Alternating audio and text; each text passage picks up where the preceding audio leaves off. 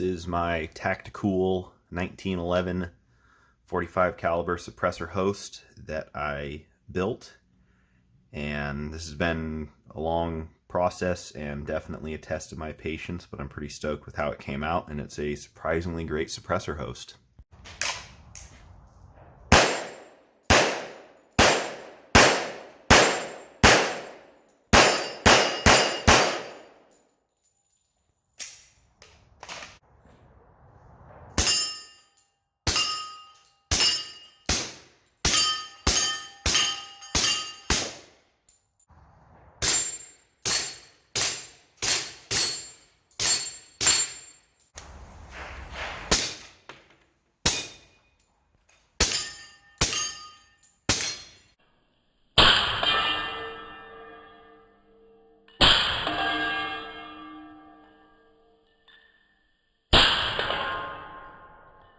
This whole project started when I purchased a rugged obsidian .45 caliber suppressor, and mostly going to run it on 9mm, and I mostly do run it on 9mm, but I own a few .45 calibers and wanted the option to run it on .45.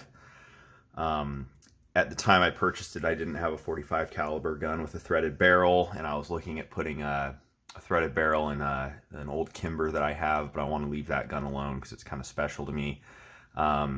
So this whole project started out, I actually bought a factory threaded barrel Rock Island Armory like GI model, and I'll roll in a picture of that here. It's like a $440 gun.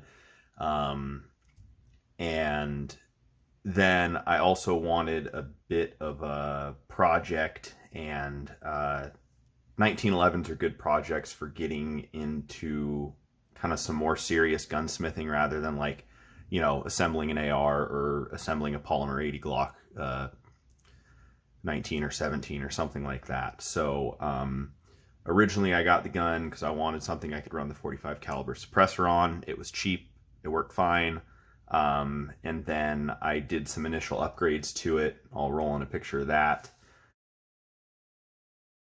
That included, you know, grips, new trigger, magazine release, new beaver tail, bob the hammer, thumb safety, full-length guide rod, and I put an adjustable rear sight on it, and staked in a new fiber optic front sight, and quickly learned how much I hate the front tenon style front sight of the 1911.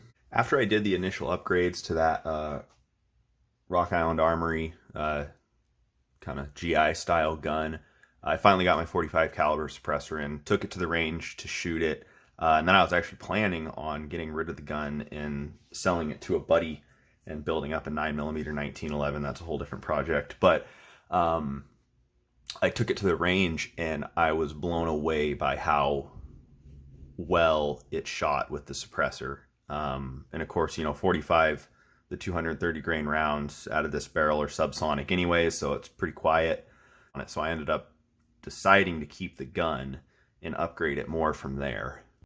Then I kind of realized that, well, it'd be cool to run a flashlight on this, so I was looking at new frames and things like that, and then I found this frame from Hellfire Armory with a full-length Picatinny rail on it, which is really sweet, and I bought that, and then I realized that I wanted suppressor height sights if I was running a suppressor often, so I actually went and bought a stripped Rock Island Armory slide with Novak style sights, and built the whole thing up with new components from there. The only thing that's left over from the old Rock Island Armory is the barrel and the barrel bushing, and that's it. Everything else is new. Running 10 round Wilson Combat magazines on this because they look cool, and 10 rounds is better than 7 or 8. When I decided I want a Picatinny rail, I found this company, Hellfire Armory, and they offer this frame. It's all aluminum, and I opted for black Cerakote on it. It looks pretty sweet. The first one they sent me, the machining was extremely sloppy, and there was burrs in every single hole for every pin. So I contacted them. They had great customer service. I sent it back. They destroyed that frame, machined me a whole new one, and engraved the same serial number on it, so I did not have to retransfer anything. And got the new frame in, and machining quality slightly better, but there were still burrs in every hole. So I ended up building it into a nice gun. It wasn't that big of a deal to take care of, but I'm never going to buy a frame from them again. Again, nice people, good customer service. It's just like, wow, you guys don't deburr your stuff after it comes out of the CNC. Like, come on. So anyway, started with that frame. This is an aluminum frame. All of the critical components, the hammer, the sear, disconnector, grip safety, thumb safety, hammer, slide release, all that's Wilson Combat. You know, I had to get into matching the sear and the hammer together and all sorts of angles on the sear and stuff like that, and I got the trigger down to a really nice and crisp 4 pounds. I want to say this trigger came from Thunder Mountain 1911 or something like that. I'll annotate down below what it is, but it's a really sweet flat face trigger with grooves on the front of it, and just the look that I like, and I really like flat face triggers. I ended up putting suppressor height Novak sights from Dawson Precision on this guy. Full-length guide rod carried over from the initial build of the gun. These are like $20 G10 grips from Amazon. They're all right. And then the Pierce finger groove insert that goes underneath it. And I like this. I'm not a huge fan of finger grooves, but these fit my fingers perfectly, and also it thickens the grip up a little bit with that piece of rubber that wraps around. So this is just a sweet grip setup for me. No name eBay oversized magazine release, works great, looks exactly like a Wilson Combat one, and it was cheaper. No name checkered steel backstrap with steel magwell off of eBay, again not super critical. And then just got a pin kit off of eBay too from that company Colonimus or whatever it's called. I'm running the factory recoil spring that came with the original threaded barrel 1911. I believe it's 18.5 pounds, which is a little bit higher than normal. I think normal it's around 16.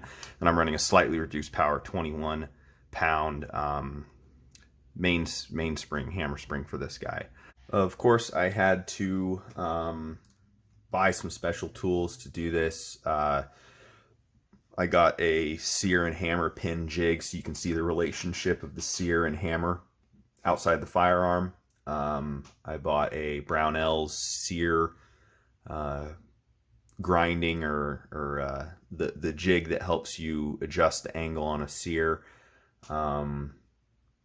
With this Wilson Combat High Ride Beaver Tail grip safety, I got the jig that bolts to the frame, so you can cut the back of the frame to fit this. The Wilson Combat, I think this is just a regular like bulletproof 1911 safety. It feels perfect for me, you know, riding the safety with my thumb while I shoot it, my dominant hand. It's of course nice, crispy, snappy, positive safety. This is their semi-extended slide release, which I wanted to get a little bit easier way to release the slide with the extra thickness of these grips with the little rubber panel behind them. I used a Wolf sear spring and hammer pin, hammer strut, disconnector, sear, all that stuff is Wilson Combat. Everything I, hand polished and smoothed up all the parts with respect to each other. So this thing just ended up, feeling real good, how a 1911 should feel in terms of the trigger and the safety actuation and the beaver tail and all that sort of stuff. So let's take a look at this trigger. There's the take up, and I've adjusted about as much take up out of it as I want. I do like a little bit. So there's the take up, firm wall, no creep, nice crisp break. I have it dialed into about 4 pounds right now, which is kind of where I want it for combat tactical type of pistol, even though I'm only ever going to use this on the range. And of course the reset, nice and short, positive, crisp little click. Trigger breaks like glass. Adjusted all the over travel out of it. So, you know, just really typical nice 1911 goodness.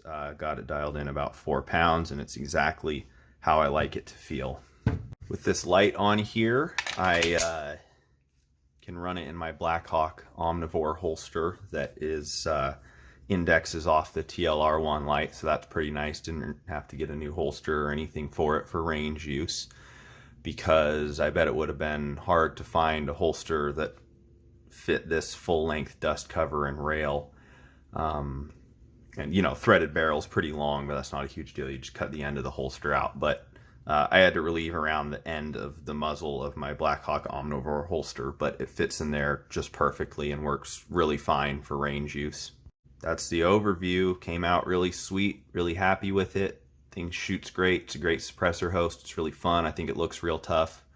And it was definitely a process that was a really good test of my patience.